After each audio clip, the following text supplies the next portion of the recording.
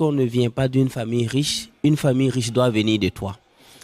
Et les gens ont oublié à un certain moment que l'école est une invention humaine et que c'est un individu qui a paramétré. Et dans le cas africain, j'ai dit que lorsque on n'a pas atteint l'autosuffisance alimentaire, j'ai dit que lorsque vous n'êtes pas vraiment assis, il faut vraiment savoir quoi étudier. Moi, j'ai toujours prêché les éducations pratiques. J'ai toujours prêché l'étude qui va te permettre de vivre et d'être libre. J'ai toujours prêché un modèle d'éducation qui permettra aux gens de ne pas regretter d'être allés à l'école. Donc, raison pour laquelle j'ai toujours pris mon cas comme un exemple et j'ai permis à des milliers de jeunes Africains de savoir quoi étudier. Et j'ai aussi dit que de nos jours, même si on te donne un doctorat à 12 ans, c'est pas évident. C'est pas évident que ça veut dire que tu vas réussir forcément. Parce que entre obtenir un diplôme, appliquer le diplôme, récolter les résultats du diplôme et voire même inspirer les autres avec, ça coûte énormément des décennies. Et j'ai remarqué que la majorité, la plupart des cas, en Afrique, nous voyons un terme qu'on appelle chômage. Et moi, j'ai dit ça dans mon livre, que le chômage, c'est le résultat de l'ignorance. En fait, on n'a pas envie de calculer le taux d'ignorance, le taux de dérivation, le taux de perdition d'une jeunesse. Si on avait utilisé ces mots-là, vous allez voir que les gens ne se sentiraient pas, ne se sentiraient pas à l'aise de se présenter comme chômeur. Tout à fait. Voyez-vous qu'à l'hôpital, on ne dit pas que c'est un malade.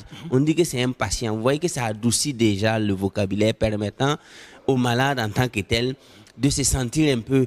Mais c'est pourquoi dans la société, ils ont créé un mot qu'on appelle chômage.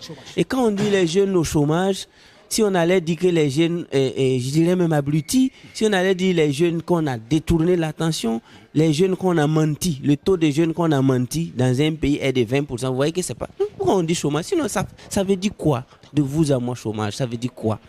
Ça veut dire que celui qui te formait ne savait pas pourquoi il te formait. Il a juste perdu du temps et toi aussi tu as perdu du temps. Il t'a menti. C'est pourquoi tu es au chômage. Sinon, le chômage, c'est le résultat d'un mensonge appris, d'un mensonge que tu as bauché. Sinon, ça n'existe pas et ça ne peut pas exister. Un avion ne peut pas sauter sans aéroport d'arrivée. Tout à fait. Donc, un chômeur, c'est comme un avion qui est en l'air, qui t'a fait décoller. Et la raison pour laquelle on t'a fait décoller, c'est quoi? Quand nous étudions dans les pays développés, ce sont les entrepreneurs, les usines, les États qui viennent embêter les universités de faire sortir les étudiants. On dit non, laissez-les finir ce module. Et il dit bon, si on va attendre que ceux-là ils vont finir, nos usines vont arrêter. On dit c'est comme ça que ça doit se passer. Maintenant, voilà des gens qui prennent des décennies, je parle toujours des décennies, pour former des milliers de personnes qui, à la fin, ne savent pas quoi faire. Qui a fabriqué, qui a décidé de ça? Donc, c'est pour... Avez-vous déjà vu des commandos au chômage? Avez-vous déjà vu des soldats d'élite après 3 ans de formation qui sortent dans la nature et puis n'ont rien à faire? Non. Mais quand ils étaient en train de... On dit qu'ils étaient à l'école de quoi? À l'école de la... C'est une perte de temps. Oui. Donc c'est pourquoi quand on parle de chômage, il faut revenir voir qu'est-ce qu'on a bossé. Qu'est-ce qu'on a bossé? Ok. Alors si on a bossé des choses vraiment en déphasage avec ce que le monde veut, naturellement tu te retrouves à t'appeler chômeur, c'est vraiment pas intéressant. C'est pourquoi moi j'ai dit à la jeunesse africaine de faire attention parce que l'éducation qu'on nous a donnée, c'est pas nos parents, c'est pas nos pères qui ont fabriqué, c'est toujours dans un canevas colonial en fait. Exactement. Voilà que nous vivons les réalités aujourd'hui dans le monde de l'AES, un nouveau départ pour l'Afrique, donc dont les dirigeants ont décidé de prendre les dessins. Mais quand vous regardez ce qui se passait dans